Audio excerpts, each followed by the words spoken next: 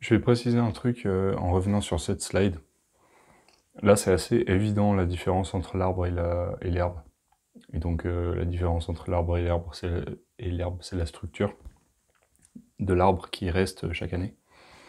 Maintenant, concrètement, comment on sait si on peut récolter durablement une ressource pour l'utiliser comme paillage, par exemple. Euh,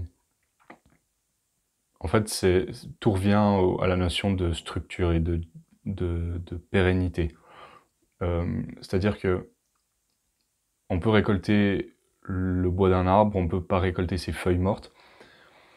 La différence, c'est que le bois, il se renouvelle pas chaque année, alors que les feuilles mortes se renouvellent chaque année. On peut pas récolter des pailles de blé parce que le blé, ça se renouvelle, parce que les pailles se renouvellent chaque année. C'est pas une structure stable. En fait, on n'a pas le droit de récolter tout ce qui se renouvelle chaque année. On n'a pas le droit de récolter les feuilles mortes, on n'a pas le droit de récolter les pailles de blé, on n'a pas le droit de récolter... En gros, c'est les deux principales. On a le droit de récolter tout ce qui ne se renouvelle pas chaque année, comme le tronc d'un arbre, les branches d'un arbre. Euh, pour mieux saisir la différence, par exemple un cassissier, les branches du cassissier ne se renouvellent pas chaque année, par contre ses feuilles, oui. Donc les feuilles, on n'a pas le droit de récolter, mais les branches, oui. Un bambou, c'est pas mal entre deux parce que c'est botaniquement une herbe, mais les cannes de bambou ne se renouvellent pas chaque année. Ça dure 2-3 ans. Elles ont une durée de vie de 3 ans. Donc une canne de bambou, techniquement, on a le droit de récolter, mais pas les feuilles du bambou, parce que les feuilles se renouvellent chaque année. J'imagine un miscanthus qui fait ses tiges, et puis après elle sèche, et puis l'année suivante il en refait des nouvelles, ben comme ça se renouvelle chaque année, on n'a pas le droit de récolter non plus. Donc ça c'est une idée que j'avais peut-être il y a 1 ou 2 ans quand je commençais à m'intéresser à tout ça. Je me disais mais pour faire du maraîchage par exemple on pourrait avoir une ligne de miscanthus, une ligne de carottes, une ligne de miscanthus, une ligne de tomates par exemple. Et puis le miscanthus nous fait notre biomasse pour la ligne d'à côté. Sauf que si on récolte chaque année le miscanthus, comme c'est quelque chose qui se renouvelle pas qui se renouvelle chaque année et que c'est pas une structure stable qui se construit dans le temps, bah en fait ça marche pas. Il faut juste retenir ça en gros. On a le droit de récolter durablement que ce qui se renouvelle pas chaque année. Puis en suivant ça, en principe, on est juste. Et ajouter des fixateurs d'azote, et la vie est belle. Voilà, maintenant je vais prendre le document que je vous mets en description, avec toutes les sources. Rapidement, juste pour voir si j'ai raté des informations.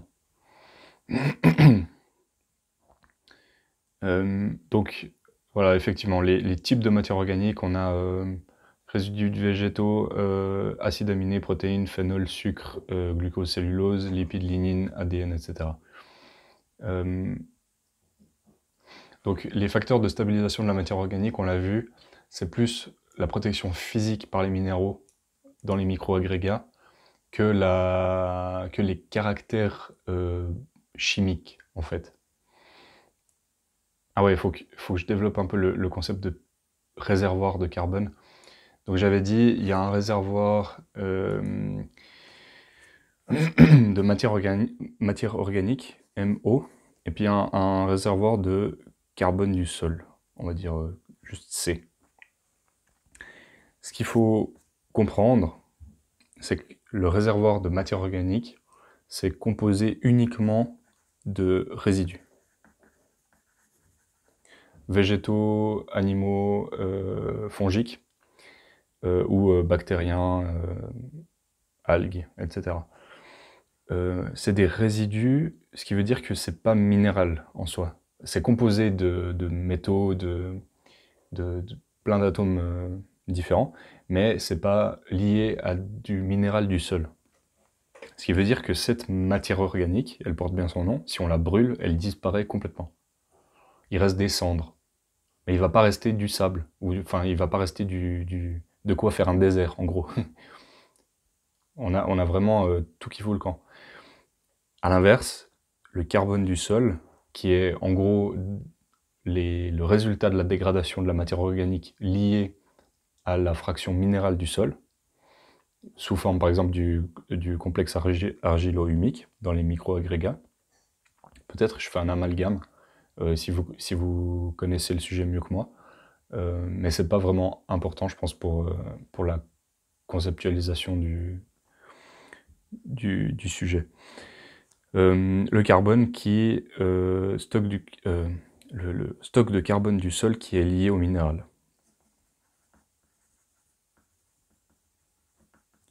Qui c'est qui fait la liaison entre le carbone et le minéral? C'est principalement les vers de terre. Probablement d'autres, je connais pas bien la faune du sol, mais en tout cas les vers de terre c'est sûr. Les vers de terre, ils ont pas de dents comme les poules, et du coup pour digérer, pour malaxer, pour détruire ce qu'ils ingèrent, ils mangent aussi du sable, des limons, des argiles. Ils vont en profondeur chercher, entre autres, de l'humidité, ou bien justement des petits cailloux pour mixer tout ça. Et puis ils remontent à la surface pour choper la matière organique dont ils se nourrissent. Ensuite, dans leur gésier, il y a la matière organique qui se mélange à la fraction minérale, et puis ensuite ils reviennent à la surface et ils font les fameux turicules. Et c'est pas forcément, les turicules ne sont pas forcément composés de cette liaison entre le carbone et le minéral. Les turicules, c'est un mélange. Et dans ce mélange, il y a probablement une partie qui est cet état stable en fait, du mélange entre le carbone et le minéral. Et ce que je veux dire par là, c'est que ça prend, comme on l'a vu, une centaine d'années pour lier le carbone de la matière organique à la réserve de minéraux du sol pour créer le stock de carbone du sol qui est limité. Parce qu'il n'y a qu'une certaine quantité de minéraux dans le sol pour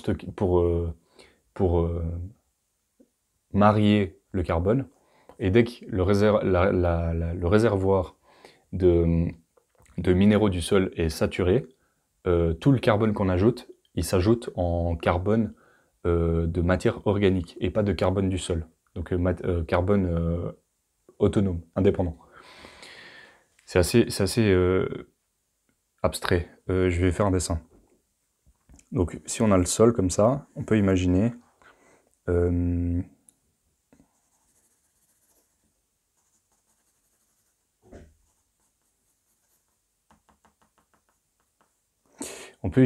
que en surface on a la litière, et la litière c'est justement la matière organique du sol. C'est le carbone libre en gros. C'est la partie, si on brûle, on n'a plus rien, juste des cendres. Les vers de terre, ils vont manger ça, ils vont faire des allers-retours en haut en bas. Et c'est ces allers-retours, avec leur déjection, qui va mélanger le carbone de la matière organique au minéral du sol, et qui va créer le carbone du sol. Donc le carbone dans le complexe argilo-humique et autres. Et puis, ce processus-là, pour arriver à saturation, il prend 100 ans, ordre de grandeur. Mais donc, ici, on a le réservoir, donc en anglais pool, les poules de carbone, pool labile. Et puis, ici, pool récalcitrant. Donc la réserve labile et la réserve récalcitrante, et elles portent bien leur nom. C'est-à-dire que la réserve de matière organique qui est labile, si on met le sol à nu, elle fout le camp d'un coup. Elle est hyper peu stable. Elle se décompose très vite, elle nourrit les plantes très vite, mais elle disparaît très vite. Alors que la poule récalcitrante, qui est construite grâce à la décomposition de la poule labile, mais qui prend 100 ans, environ, à arriver à saturation, cette poule récalcitrante, elle est hyper stable. C'est très difficile de la détruire, mais c'est très difficile, ça prend 100 ans, de la construire. Et c'est ça qu'il faut absolument préserver. Et c'est ça, si on reprend le graphique du début, on voit cette courbe logarithmique qui descend très vite au début et qui se stabilise. C'est ça qui dégringole très vite au début, qui est très, très difficile à reconstruire. Pour illustrer, si vous prenez, imaginez un sol de prairie, j'imagine que vous avez déjà fait un trou dans un sol de prairie. La plupart du temps, c'est un sol qui est assez brun, pas brun foncé, mais brun moyen, sur une assez grande profondeur et c'est assez homogène. Et ben c'est ce brun-là, on pourrait se dire, ouais, c'est pas très... En fait, plus un sol est noir, plus il est fertile. Alors c'est vrai, si on prend un tas de compost, c'est ultra fertile, c'est quasi noir. Et on pourrait se dire, ben, c'est plus fertile qu'un sol de prairie qui est un peu brun. Et en fait, c'est deux choses différentes. Alors, oui, à court terme, le compost est beaucoup plus fertile, mais le compost, si on le laisse tel quel, ou qu'on cultive des plantes dessus, à l'air libre, et ben, au bout de 4-5 ans, ben, le compost, il n'existe plus.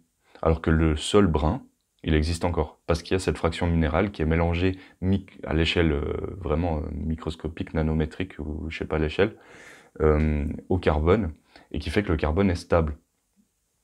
Alors il se minéralise, il se décompose, etc. Les processus, ils sont toujours en route, mais,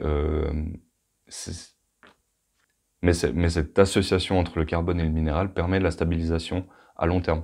Et c'est bien cette association-là qui rend les sols, donc les sols, quand je dis sol, donc c'est cette association, vraiment durable et résilient. Et toutes les fonctions qu'on attend qu'un sol remplisse peuvent être remplies grâce à cette association.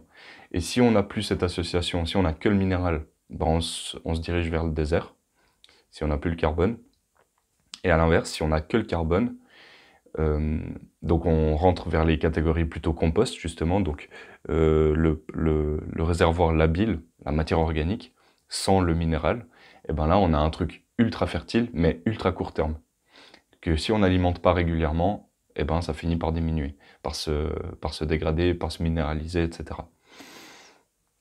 Et donc ça c'est super, super important à comprendre. Je vois des fois dans des vidéos de jardinage où les gens ils incorporent le compost au sol en pensant qu'ils vont eux-mêmes constituer le complexe argilo-humique et la stabilité à long terme. Et en fait, c'est complètement faux. En tout cas, des connaissances scientifiques qu'on a actuellement, le complexe argilo-humique et donc la poule récalcitrante comprenait donc le réservoir stable du carbone associé au minéral. Ça prend des dizaines, voire des centaines d'années à se créer naturellement. Et il n'y a pas de manière technologique d'accélérer les choses.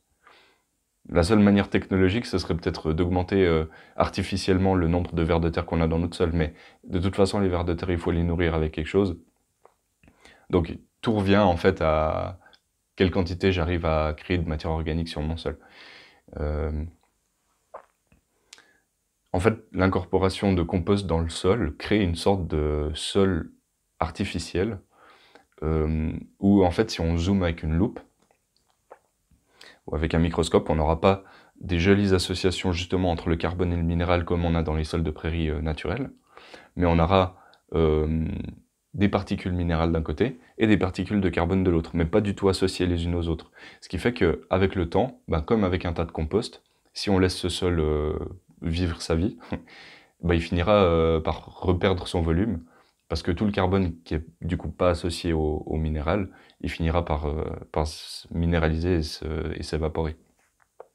À la petite différence près, peut-être que comme le carbone est incorporé, il est moins accessible à l'air et aux rayons du soleil, et donc le processus prendra peut-être un peu plus de temps.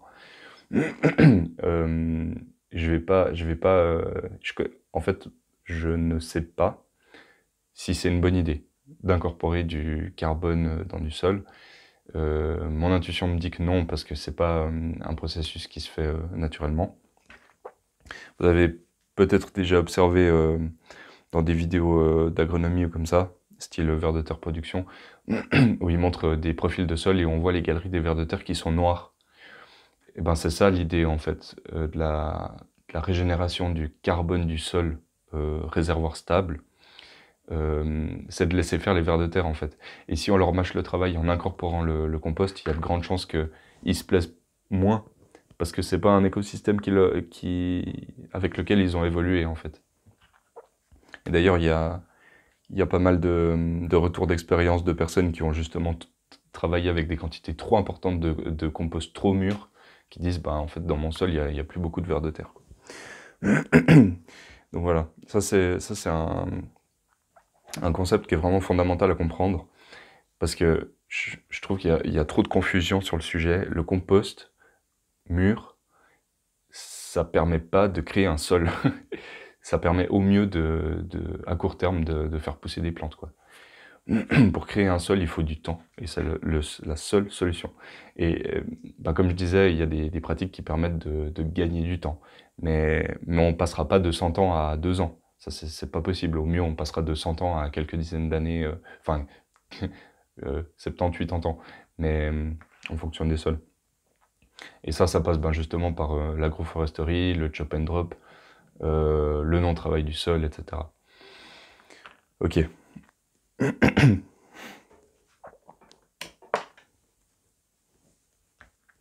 On va continuer sur le document là que je vous mets en lien. Donc je vous parlais d'agroforesterie. Ici, on voit par cette référence-là que ce qui est très très important, donc on l'avait dit assez au début de la présentation, c'est la quantité d'argile qu'on a dans le sol qui permet de stabiliser une certaine quantité de carbone, et la profondeur du sol. Et puis, cette étude-là relève quelque chose d'intéressant. Elle dit que le SOC, donc c'est Soil Organic Carbon, donc là on parle vraiment du réservoir stable. Ce réservoir de carbone dans les horizons plus profonds, le carbone peut s'accumuler pendant des milliers d'années avant d'arriver à saturation, si la saturation existe. Parce que ben, les études, elles sont pas très vieilles, et pour le moment, apparemment, ils n'ont pas détecté, alors pas forcément dans tous les sols, mais dans certains sols, ils n'ont pas détecté de phénomène de saturation. Donc potentiellement, avec des arbres avec des systèmes racinaires très puissants qui descendraient très profondément, il y aurait la possibilité d'augmenter le stock de carbone de manière significative grâce aux horizons plus profonds. Après, on a des tableaux comme ça qui nous montrent les pourcentages de lignine et de lignine relative au taux d'azote dans la matière organique de différentes parties des végétaux. Et on a roots and shoots, donc les racines et les tiges, les deux premières colonnes. Et on voit que systématiquement, je crois qu'il n'y a pas une seule ligne où c'est l'inverse, les racines contiennent plus de lignine que les tiges. Et ça va être déterminant pour la séquestration de carbone, en fait. On voit que, je vous lis ici, le carbone des racines est plus humifié que le carbone des résidus aériens. Par exemple, 12% pour les parties aériennes contre 19% pour les racines de maïs, 12% pour les parties aériennes contre 16% pour les racines de barley, c'est l'orge. Et là, ce graphique nous montre ça. Alors, là, il y a aussi une notion de temps, c'est qu'on voit qu'à partir de 140 jours, ça se rejoint. Mais le chemin est très différent, c'est qu'à court terme, les racines conduisent à beaucoup moins de pertes de carbone par respiration. Ah ouais, là je vous l'ai mis quand même, le labour d'un mètre de profond peut stocker du carbone. C'est une des aberrations qu'on peut trouver dans les études scientifiques. Enfin, je sais plus cette étude-là si elle est lucide ou si c'est juste si c'est du premier degré, mais c'est un peu pour montrer l'absurdité que oui, effectivement, si on laboure à 1 mètre de profond avec des résidus végétaux, en fait, ça les incorpore tellement profondément que ils rentrent en anaérobiose, et du coup, ben, ils se décomposent plus, en fait. Donc le carbone est bel et bien stocké, par contre, le sol est bousillé, quoi. Je parlais de la pérennité à un moment dans la présentation, la pérennité des cultures et de la croissance des végétaux. Ce qu'on voit effectivement dans les écosystèmes, forêt par exemple, c'est que, alors prairie, ben, c'est logique, il y a toute l'année des graminées qui ont des feuilles vertes au soleil. Et puis en forêt, les arbres perdent leurs feuilles, mais en fait on voit que dès le mois de mars, au printemps, ou même février pour certaines plantes, il y a des plantes de sous-bois et de couvre-sol qui réémergent. Ce qui fait qu'en fait la période durant laquelle des plantes captent la lumière du soleil, elle est beaucoup plus longue que pour, par exemple, une culture de maïs qui se fait seulement sur les quelques mois d'été. Et puis c'est cet aspect-là qui est important apparemment pour le stock du carbone. Aussi dans nos cultures, il faudrait imaginer quelque chose qui s'approche par exemple de l'agroforesterie syntropique, où à tout moment de l'année où c'est possible de cultiver quelque chose, où c'est possible d'avoir des feuilles d'une plante au soleil qui fait de la photosynthèse, il faudrait que ce soit le cas. Soit par des plantes annuelles en commençant très tôt dans l'année avec des moutardes, pois, etc. Ou alors avec des plantes vivaces type, type ortie ou plantes de sous-bois qui repartent très tôt dans la saison. Cette étude montre apparemment que les plantes en C4, donc tout ce qui est maïs, sorgho, millet, les plantes C4, c'est vraiment les plantes des climats chauds, augmentent le stock de carbone du sol de manière plus efficiente que les plantes en C3. Les plantes en C3, c'est les plantes qu'on a le plus chez nous. À prendre avec des pincettes, parce qu'entre-temps, j'ai vu que c'était un peu controversé, mais à vérifier. Il y a la notion de priming effect, où apparemment le concept c'est qu'en ajoutant de la matière organique à un sol, on augmente la décomposition du carbone de ce sol. Et j'ai l'impression que le concept de priming effect, il n'est pas défini de manière claire dans la communauté, ce qui fait qu'il est utilisé plusieurs fois de manière assez différente. Et du coup, j'ai pas réussi à tirer vraiment de conclusion sur l'effet des matières organiques sur la minéralisation du carbone du sol et sur, par exemple, l'influence du C sur N des matières organiques sur cette décomposition. Apparemment, j'avais entendu, c'est Claude Bourguignon qui disait que des fertilisants purement azotés ont tendance à minéraliser beaucoup. Mais j'ai aussi trouvé des études qui montrent que, et on l'a vu ensemble dans le graphique, là, une fertilisation, en fait, augmente la production de biomasse qui, à la fin, augmente le carbone du sol. Et du coup, j'imagine que c'est assez nuancé, mais j'ai pas de conclusion à donner sur ce sujet, sur ce concept. Alors là, on a encore une étude qui nous dit que le carbone des racines a une probabilité 4 fois plus haute en fait, de se stabiliser comme carbone du sol stable que les tiges. Et c'est pour ça que c'est important d'avoir pas seulement de la matière organique au sol sous forme de paillage, mais bien des plantes qui poussent en permanence. Et si possible, des plantes pérennes ou des arbres ou des plantes avec des grosses racines. Il relève aussi l'importance d'avoir des chevelures racinaires denses et fasciculées. Donc évidemment, les graminées, elles font extrêmement bien ce travail. Donc là, on a encore un tableau qui montre les pourcentages de rétention du carbone dans la matière organique du sol. Et là, il parle de matière organique du sol, donc potentiellement, c'est ce réservoir labile qu'on pourrait apparenter à du compost. Peut-être qu'il parlait du carbone du sol, mais c'est pas toujours clair de quoi il parle, donc on va rester prudent sur leur définition. Ce qui est intéressant de voir, c'est qu'effectivement, il y a toujours le carbone qui provient des racines, qui a tendance à rester beaucoup plus que le carbone qui vient des tiges. Et là, c'est presque facteur 10, quoi, suivant les lignes. Ah ouais, là, il nous reparle des bonnes pratiques pour augmenter le carbone du sol, soit par des pratiques d'agroforesterie, donc le returning of prunings, c'est le chop and drop en gros. Mulch, litière des arbres qui doivent se décomposer sur place, et ça c'est très important, donc les feuilles mortes il ne faut pas les récolter. Si on a du bétail, il faut leur permettre de pâturer et de laisser tomber leur déjection sur place aussi. Comme je disais, en fait, les prairies, c'est un peu la question, est-ce qu'on a le droit qu'est-ce qu'on a le droit de récolter durablement, le truc dont je parlais avant. C'est tout ce qui se renouvelle pas chaque année, comme le bois. Et du coup, les feuilles mortes, on n'a pas le droit, la paille, on n'a pas le droit, mais qu'en est-il des prairies? Et les prairies, alors premièrement, les prairies naturelles, elles ont souvent une part assez importante de légumineuses dans leur mix, du trèfle souvent. Ce qui fait que, d'après ce que je montrais avant, il y a un surplus d'azote, donc un surplus de carbone, donc on aurait le droit de récolter une certaine partie. Je connais pas la proportion exacte.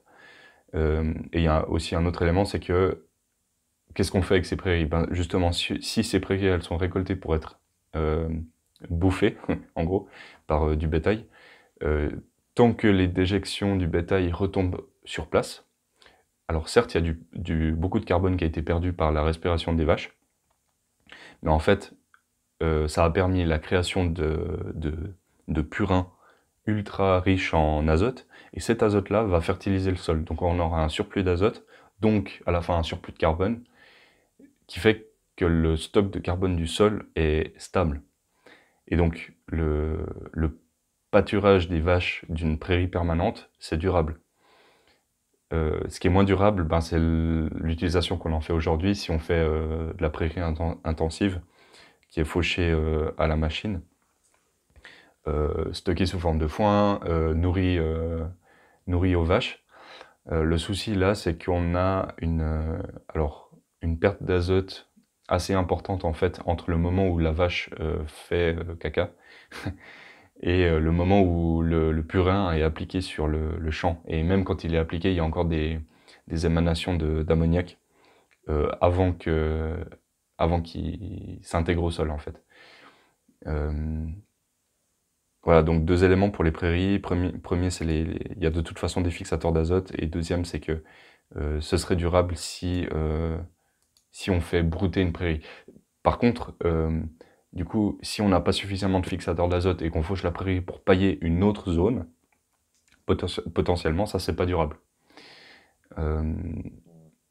Après, ce qu'on a observé, nous, sur notre terrain, et qui est assez intéressant, mais peut-être dû à d'autres facteurs, il faudrait que j'aille plus de recul pour être sûr de mon affirmation, c'est qu'une fois que la prairie est fauchée et qu'elle n'a pas été fertilisée, on a une apparition assez spontanée d'une plus grande part de trèfle. Je dis que je suis prudent parce que ça a coïncidé avec une année relativement sèche, donc il y a probablement d'autres facteurs qui entrent en jeu. Mais après, de toute façon, l'idée, une fois que les techniques sont maîtrisées, c'est qu'on fauche la prairie pour créer de la biomasse, pour créer du paillage, pour éviter de labourer une autre zone pour cultiver, et qu'une fois que cette zone a été paillée et que la prairie dessous a été détruite, ou les mauvaises herbes ou n'importe quoi, une fois que ça s'est fait, il faudrait qu'on s'arrête là, et qu'on soit autonome ensuite en renouvellement de paillage, et qu'on crée des systèmes de culture qui nous créent suffisamment de biomasse sur place pour restituer suffisamment au sol pour que le sol soit toujours couvert, mais sans devoir importer en permanence. Ou alors, justement, on se permet d'importer, mais sous forme de bois, de BRF ou comme ça. Et là, il parle aussi de shade tolerant. Là, il parle aussi de shade tolerant, des espèces tolérant à l'ombre qui poussent sous les arbres, et donc vraiment maximiser la photosynthèse dans le temps, dans l'espace, avoir plusieurs strates. Et en fait, on en revient au concept de forêt-jardin. C'est drôle parce que le concept de forêt-jardin, il est assez intuitif. Quand on en parle aux gens, ils se disent, oui, ça paraît logique, c'est comme dans la nature, les forêts, les arbres, machin, il y a plusieurs étages, c'est aussi décalé dans le temps et tout. Et puis l'agriculture, elle perçoit ça comme assez peu productif, ce qui peut être le cas dans certains cas de figure. Mais en fait, pour le bon fonctionnement des écosystèmes, c'est vers ça qu'il faut se diriger, quoi.